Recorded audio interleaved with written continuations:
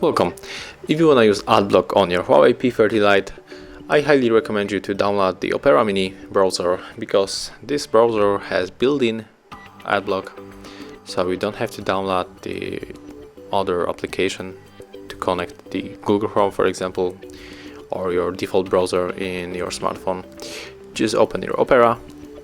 Of course, you have to download it from Google Play Store, and as you can see, there was the notification that AdBlock is in the configuration.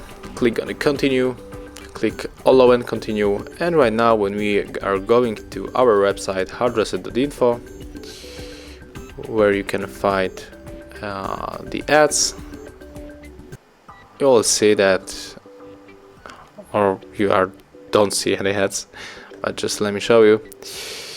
So enter our website, and there's the notification that we have blocked first ads, because this is the partnership with AdBlock Plus and the Opera.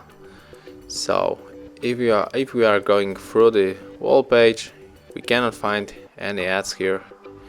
Really cool and useful feature in this browser. Thank you for watching. Leave thumbs up, comments, and subscribe to our channel.